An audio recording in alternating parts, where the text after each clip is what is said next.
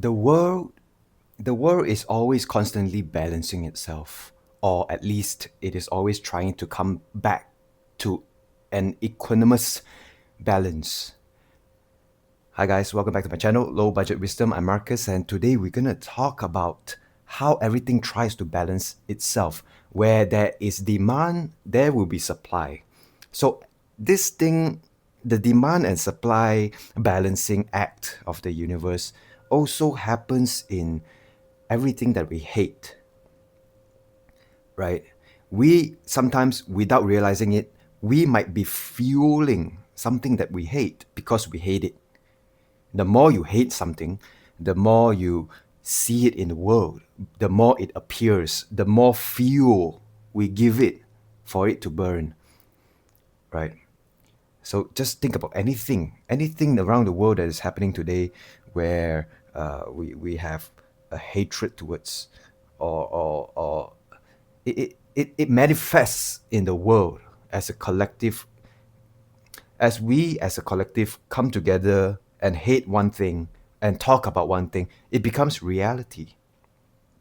Maybe some celebrity scandal that's happening around the world right now, and collectively people are paying attention to that.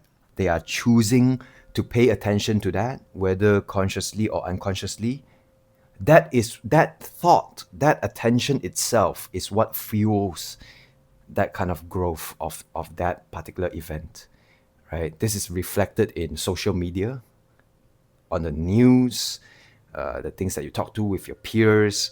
That is how things get manifested in reality. I know this may sound a bit like magical, woo woo. This is something that is out there. It's not really practical. Magic, or this some kind of like magic or spell casting. It's not. It's not, right.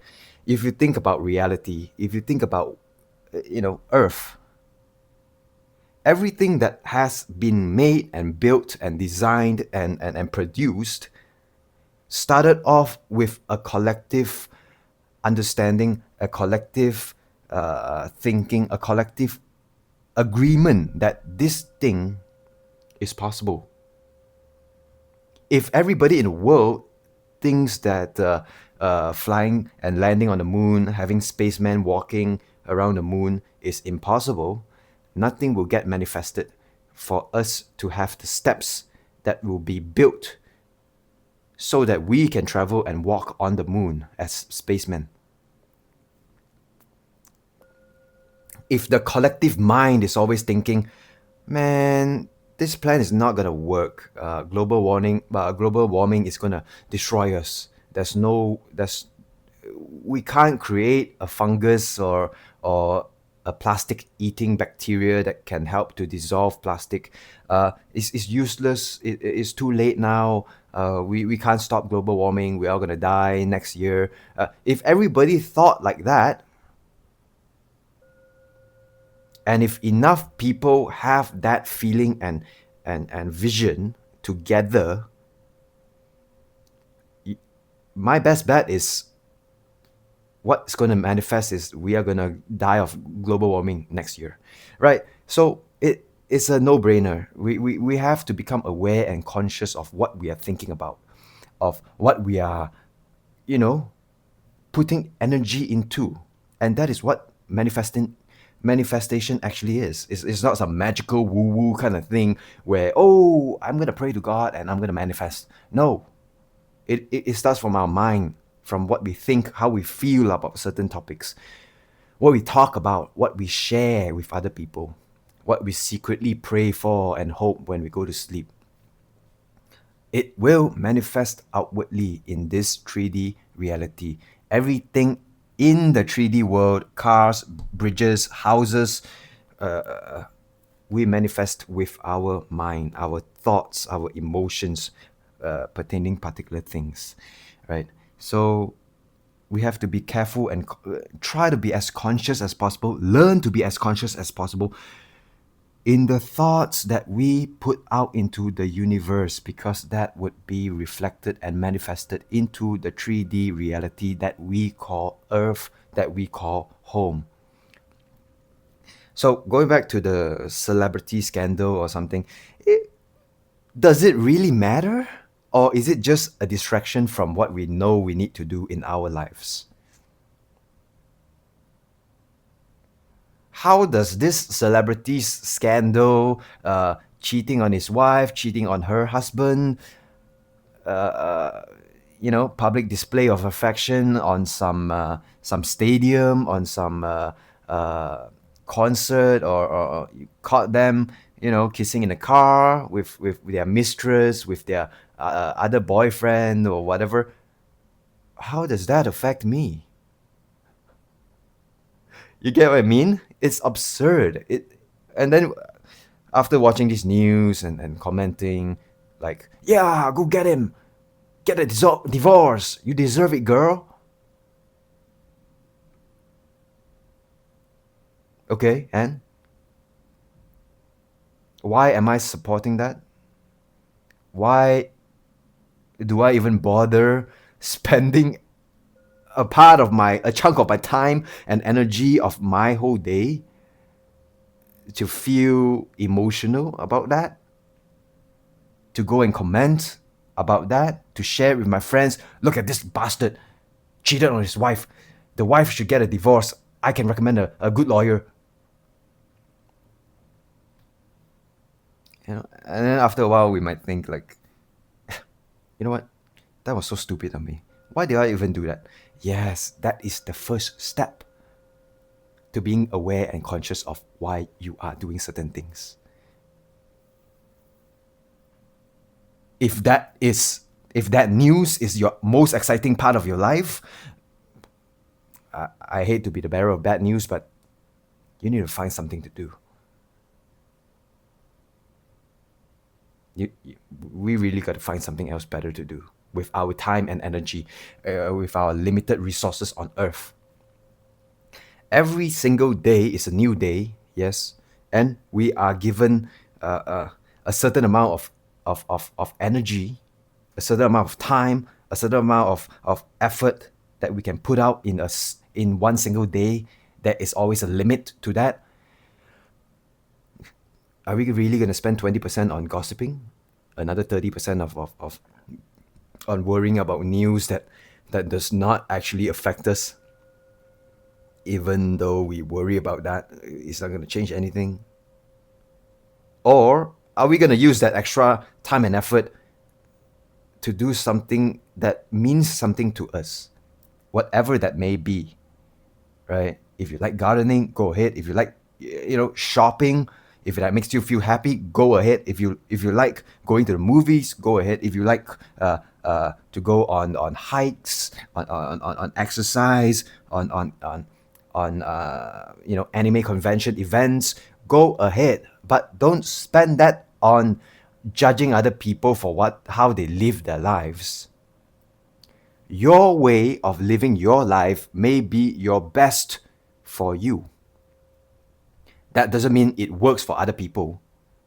And we should not force our perspective of how a good life should look like on other people. That is not fair to yourself, and that is not fair to other people. Why are we spending so much energy to try to convert other people? It doesn't make sense. If your way of living, your perspective of life works for you, go ahead, do it, go and enjoy your life. If other people see that, wow, your way of living life really does, I can see the benefits for you. Maybe I could give it a try. I could give it a try. I may want to take some of your qualities and attributes and implement it into my own life for myself and try it out. Great. Yeah, like if it works for you, let it work for you. If other people see that it's working for you and they would like to follow your footsteps in certain parts of how you live your life, great. There you go. Everybody's life improves. That person may try it and may not like it and revert back to their own style of living life. That is completely up to them. Right? So live your own life. Don't try to change other people. Don't spend too much time, you know, about all these on all these scandals and what happened to the world, what's happening now here, that, blah blah blah. If that is part of your job, if you're a journalist, if your job requires that you know world news, yeah, that's acceptable. It's part of your job. You have to do that for society to function. But what I'm trying to say is, let's all learn how to be conscious and aware of what we are pouring our energy and our time and our attention towards.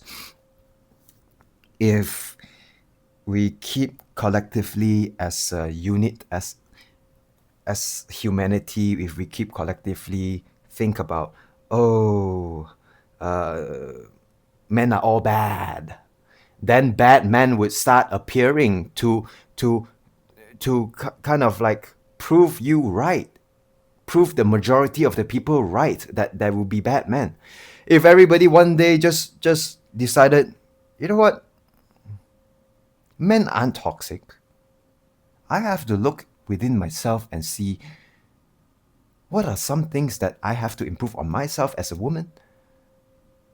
And then you might be surprised that bad men start disappearing from your life, and vice versa. If you're a guy, you know what, women are not toxic. I have to look within myself and see, why do I have that belief that women are toxic? Is it because of the past relationship, my past ex-girlfriend that really hurt me, and I still have not forgiven her even after 10 years? Is that slowly eating part of my soul away from me? Is that killing part of me slowly? And that is why I have the belief that all women are bad and cheaters. And stop giving so much attention to that past. Learn to forget, learn to let go, learn to deal with that. Okay, accept the reality that this is part of my experience. I have been broken up with, I have been cheated on, but that does not determine my future ever.